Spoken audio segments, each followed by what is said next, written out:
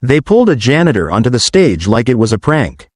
Emma, messy bun, wrinkled thrift store dress, worn-out sneakers, stood before a $200 Steinway in a Boston gala full of millionaires.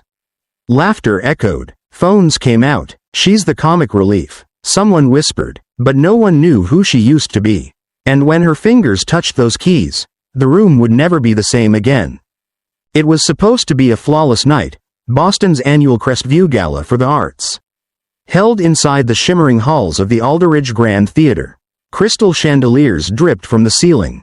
Soft jazz floated through the air, and the scent of roses mixed with overpriced cologne. The city's elite had gathered, music moguls, tech CEOs, fashion icons. The guest list alone was worth millions. But behind the velvet curtains, chaos erupted. The evening's star pianist had been in a sudden car crash, leaving the organizers without a headline performance, no one to play the centerpiece. Liszt's Hungarian Rhapsody No. 2. A fiery masterpiece only the most seasoned professionals dared touch. Eleanor Briggs, the event director in a sequin-covered black gown and nerves made of steel, hissed at her trembling assistant. "We can't cancel. The press is here. The donors are watching. Find someone, anyone, to play." Desperation spread like wildfire, but no one on staff could perform. And certainly not that woman. Standing quietly by a marble pillar with a cleaning rag in hand was Emma. She wore a faded thrift store dress, her brown hair pulled back in a loose bun, a pair of old sneakers on her feet. She looked like someone had pulled a janitor out of the back hallway and shoved her into an opera house. A student, desperate and kind, piped up, "Emma can play." And just like that, the room paused. 3 seconds of silence. Then, laughter. Soft at first, then louder. A cruel wave. "Wait, seriously?" Someone snorted. "This is the best we've got? A janitor? Guess tonight's entertainment is comedy." A music professor quipped, sipping champagne. No one clapped when Emma was pushed toward the stage. No one believed in her. They didn't choose her because they thought she could save the show. They picked her because if she failed, it would give them someone to mock, someone to blame. As Emma walked toward the massive Steinway, the whispers turned sharp. "Is that the help? Who let her up there?" A reporter in the front row grinned as her livestream ticked past 5,000 viewers. "You guys, this is about to be tragic," she whispered gleefully. Phones were out, cameras were rolling. Emma hadn't even sat down, and the crowd had already decided she was the punchline. But what they didn't know was who she really was. And what would happen next? Would leave the room in stunned silence. She stood under the spotlight like a deer in a ballroom full of wolves. Her thrifted dress wrinkled, her sneakers worn thin, and yet, her hands didn't tremble. Emma looked at that gleaming Steinway grand like it wasn't intimidating at all, like it was an old friend. The audience didn't notice. They were too busy watching with smirks, whispering into wine glasses. But here's what they didn't know. Years before she was wiping floors at Alderidge Theater, Emma Wells had been a prodigy. At just 15, she'd played at Carnegie Hall as a featured youth performer. She was accepted into the prestigious Westbridge Conservatory on a full scholarship, the kind of school that churns out legends. Her hands weren't just trained, they were gifted. Emma didn't just play music. She breathed it. Her instructors once called her lightning in human form. But all of that disappeared the night her mother was hit by a drunk driver. Everything changed. The surgeries, the bills, the physical therapy. Emma gave up everything, music, scholarships, the stage, to care for the woman who had raised her. She worked every job she could find. And eventually, that led her here, to the cleaning staff at Crestview Arts. Emma never told anyone, not the students who laughed at her, not the professors who barked orders, not even the young girl, Lily, who once saw her play a few chords in an empty room and asked, "Miss Emma, how did you do that?" She just smiled and said, "Keep your wrists relaxed." What they didn't see, what no one saw, was that Emma had never stopped playing. Not really. Her body worked long hours. But her heart never let go of the music. Every silent moment between shifts, every stolen second in the empty recital hall. She'd sit at the old practice piano and remember what it felt like to be whole again. So when the crowd laughed, when they whispered she'd bomb, when the director called her a joke, she didn't flinch. Because deep down, Emma knew something they didn't. She hadn't come to entertain them. She'd come to remind them what real music sounds like. And trust me, they weren't ready. But before I show you what happened when Emma played that first note, drop a 1 in the comments if you're still with me. Let's see how many of us are feeling this story right now. In the last part, we learned Emma wasn't just a janitor. She was a former prodigy, one who gave up everything to care for her mother. But what makes this story hit even harder is what she had to endure in silence. Because before she ever touched that piano under the lights, Emma walked hallways where people refused to see her as human. At Crestview, she wasn't Miss Emma. She was the mop rat. Let that sink in. The same hands that once played Rachmaninoff before 1,000 people now held scrub brushes and Lysol wipes. And the students? They didn't just ignore her. They targeted her. It started with jokes. A snicker when she passed. A sarcastic maestro when she emptied the trash in the practice rooms. But it didn't stop there. One afternoon, a senior named Landon Pierce, whose dad ran a music label, snapped a photo of Emma cleaning stairs and posted it to his followers with the caption, "Crestview royalty." Guess who's not invited? It went viral. Students laughed. They started calling her the concert custodian. Another time, a girl named Mackenzie Shaw, wearing Gucci heels and too much entitlement, accidentally kicked over Emma's cleaning bucket. Water soaked her shoes and pants. When Emma bent down to clean it, Mackenzie smirked and said, "I bet you play the mop better than the piano." Emma said nothing. She just wrung out the rag and kept going. But it didn't stop there. Her locker? Tagged with Sharpie. Mop rat's throne.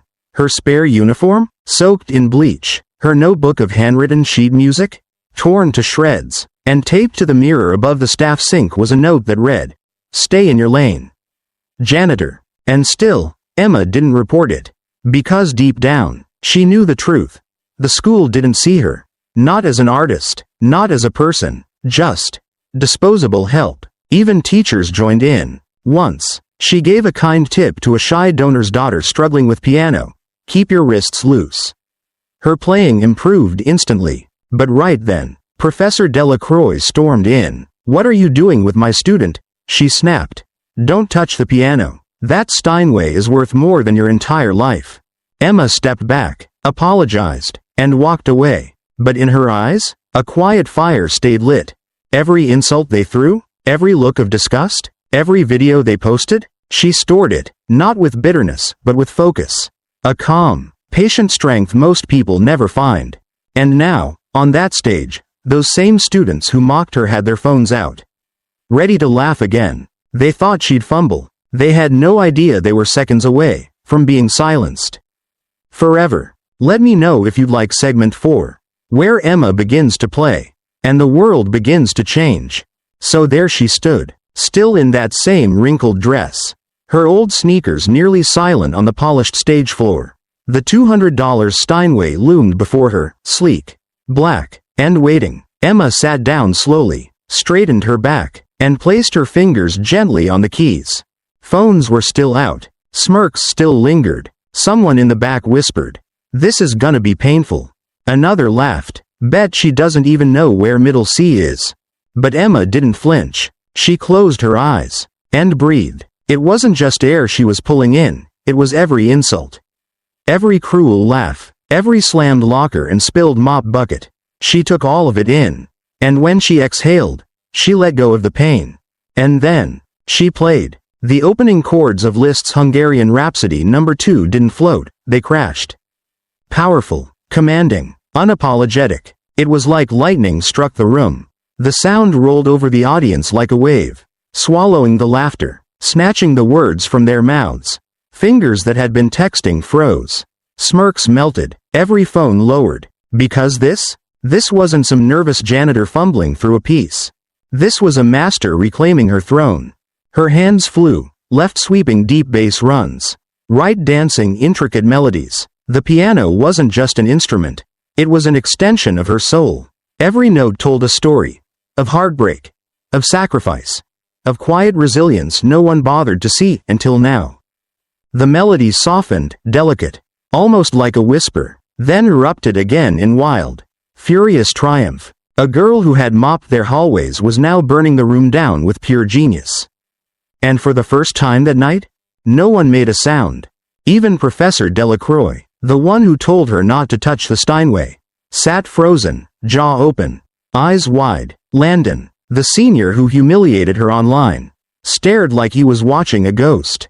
The livestream that had been laughing at her just minutes ago? Comments now read, "Who is she? I'm crying. Forget Crestview. Emma needs her own concert tour." And still, she played on. The piece hit its climax. And it was like the piano itself was alive. Emma wasn't performing, she was speaking. Through every note, she told them who she really was. What they'd never bothered to see. And when the final chord rang out, long, bold, and echoing like a thunderclap, the room stayed quiet for just a breath. Then, it erupted. A standing ovation. Applause like thunder. Reporters dropping their pens. Students in tears. They didn't just hear music. They witnessed a revelation. Emma stood, her face calm, eyes shining. Not for their applause, but because she'd finally been heard. Let me know in the comments, could you have stayed that composed under pressure? Or would you have walked away? Segment 5 is next, and trust me, the real shock is still coming. The applause shook the walls. Emma stood from the piano. Not flustered, not even triumphant. Just still, steady, her chin lifted, her shoulders soft. The crowd roared for her. But she didn't need it. She had already won the moment her fingers touched the first key. Then, just as the cheers started to swell, the doors at the back of the auditorium swung open. Hard, loud, like thunder cracking through the night. The room turned, and in walked Daniel Vaughn. You could feel the air change. Conversations stopped, champagne glasses stilled mid-sip. Cameras turned as whispers darted like sparks across the rows of tuxedos and gowns. Wait, is that? Holy crap, that's Daniel Vaughn. If you don't know the name, here's the rundown. Daniel Vaughn is the billionaire founder of Vaughn Tech. One of the biggest AI and clean energy companies in the US. He's been on the cover of Forbes, Wired, and Fortune, but is almost never seen in public. Private, strategic, silent money. He wasn't on the guest list. He never goes to galas. Until tonight, Daniel didn't head for the VIP row. He walked straight down the center aisle, right toward the stage, his dark tailored suit sharp as a blade. The crowd parted for him without being asked, like instinct. And then, he stopped in front of Emma. She was still standing there, her crossbody bag slung over her shoulder, cleaning rag inside. Daniel reached up and gently placed a hand on her shoulder. "You okay, Em?" he asked, his voice low, meant only for her. She nodded. Then, he turned to the crowd. His voice rose, not loud, but heavy. Each word hit like a gavel. "This is Emma Wells, my wife, and the reason Vaughn Tech even exists. She's the heart behind everything I've built." Gasps, everywhere. You could hear someone drop a wine glass in the back. Emma, his wife? Mackenzie, the one who dumped a mop bucket on Emma, turned pale. Professor Delacroix grabbed the back of a chair to stay upright. Landon sat frozen, his phone slipping from his hand. And Daniel wasn't done. "You mocked her. You ridiculed her, not knowing who she was. But I don't care about that." He looked directly at the event organizers, every inch the man who controlled empires. "What I do care about is the way you treated a woman who owed you nothing. And gave you more than you deserved." He nodded to his assistant, standing quietly at the edge of the stage, tablet in hand. "Clara, pull every dollar from Crestview. All grants, all donations, effective immediately." Clara tapped once. "Done." On the screen behind the piano, a figure blinked to zero. $62 million in support. Gone. Let that sink in. Emma didn't just reclaim her dignity. She brought the whole castle down. Stick around, because in segment 6, we're gonna talk about the fallout. And believe me, it gets wild. The numbers on the giant projection screen didn't lie. $62 million, gone. Crestview Academy's financial lifeline vanished in seconds, with a single command from Daniel Vaughn. And just like that, the gala of the year became a public reckoning. Eleanor Briggs, the same woman who shoved Emma onto the stage to be mocked, stood frozen. Her glittering gown suddenly looked cheap under the fluorescent spotlight. Her lips parted like she wanted to say something, but no words came. Her power had been ripped away. Live, in front of an audience of donors, reporters, and thousands of livestream viewers. Across the room, Professor Delacroix, the one who once sneered that the Steinway was worth more than Emma's life, collapsed into a seat. Her scarf askew, her jaw slack. She'd built a career on gatekeeping talent. And now, that gate had been blown off its hinges. Landon Pierce, still seated in stunned silence, refreshed his phone. The viral clip he once posted of Emma mopping stairs had resurfaced, but not as comedy.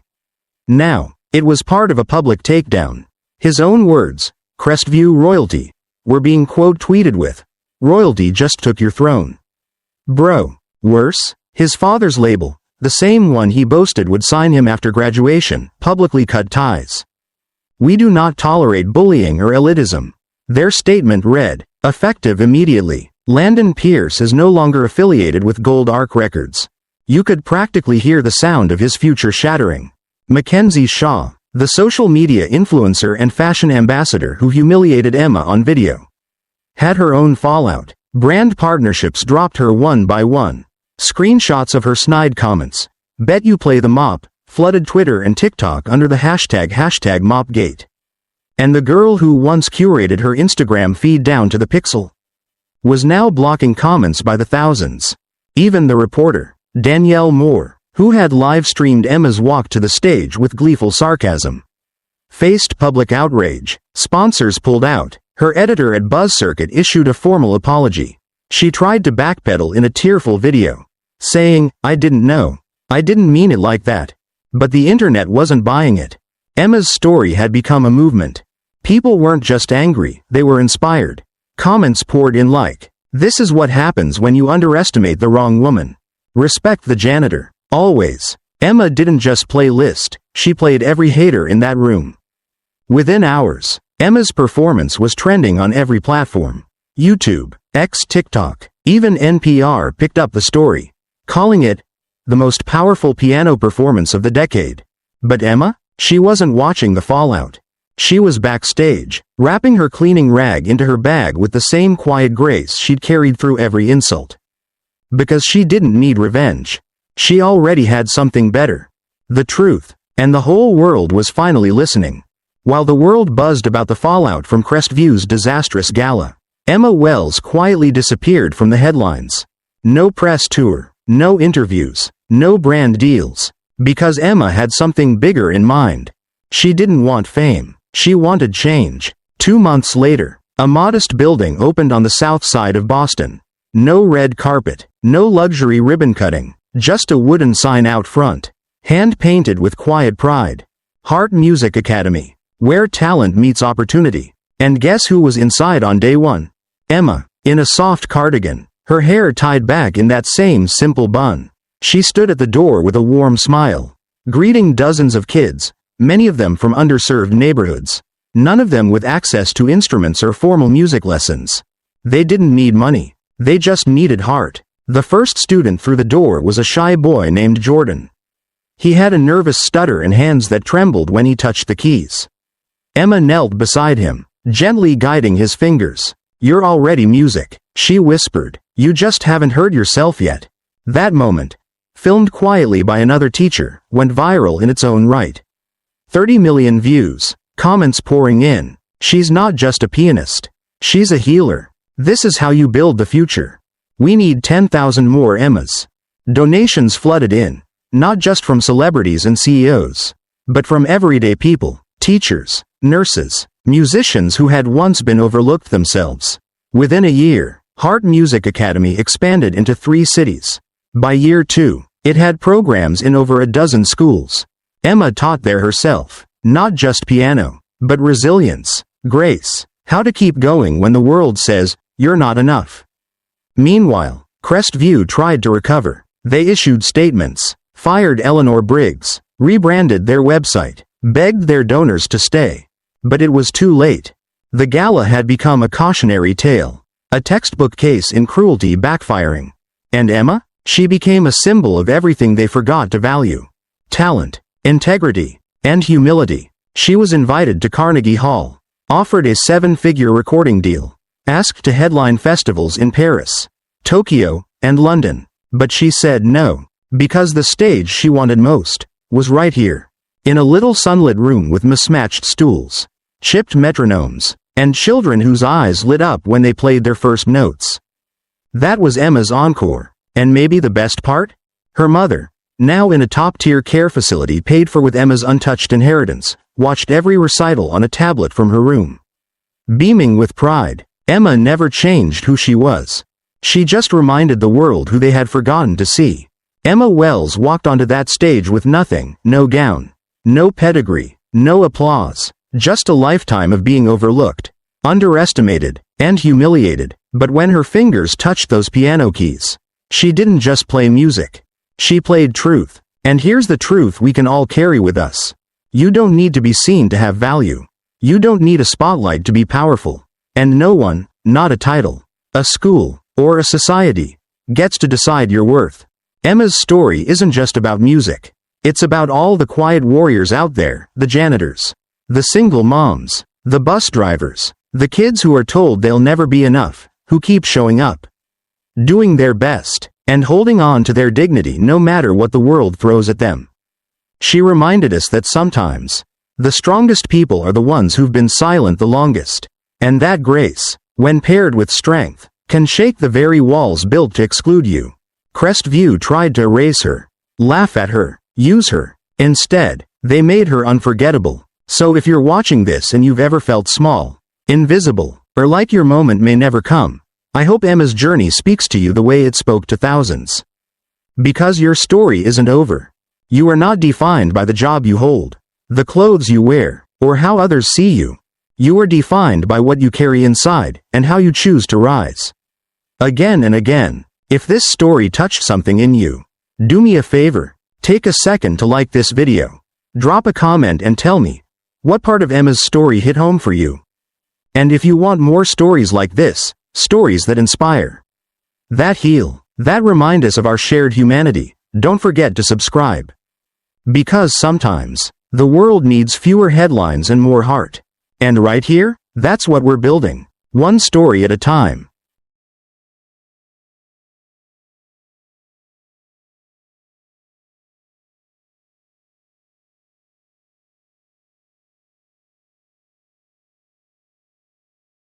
Stood before a $200 Steinway in a Boston. Stood before a $200,000 Steinway in a Boston.